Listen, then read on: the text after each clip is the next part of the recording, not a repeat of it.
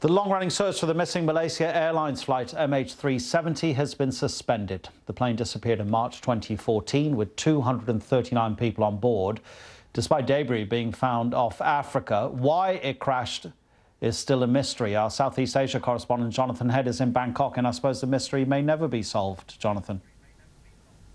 Well, that's the way it's looking right now, unless some new information can be found that would justify restarting that search. And the organisers of the search, the three countries involved, Malaysia, Australia and China, have made it clear that they will not go search again, put any more resources into the search, unless they have better information to go on. That hasn't stopped different people theorising. I mean, one of the facts we have to take into account is that the search area, the 120,000 kilometre area they've been looking, has been scoured very extensively with these specialised ships towing very good scanners.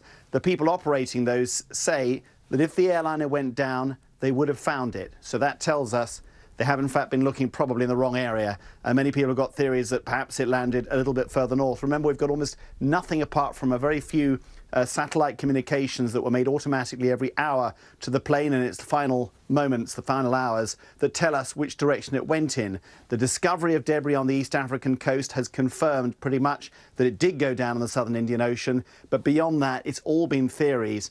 The relatives and the families, of course, desperately want the search to go on.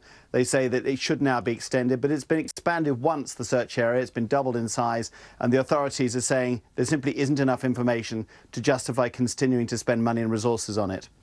And has there been any information forthcoming from family members of the crew, especially the captain? We knew a few details about them finding a flight simulator in his home, but were his family able to shed any light over the past 3 years about what his state of mind was? No, I mean, there's been nothing to suggest that he was in any particularly agitated state of mind. If you remember the German wings accident in the Alps, it was very clear afterwards that there were serious mental troubles with the pilot there. No indication at all of the captain of flight MH370, apart from the discovery that in his flight simulator at home he had put in flight plans for the southern Indian Ocean. That's slightly odd, but aside from that, there simply is no evidence that he was going to do something, if you follow the theory, that he deliberately flew the plane down and then allowed it to crash into the sea. And that's left all the explanations wide open. The theorising still goes on.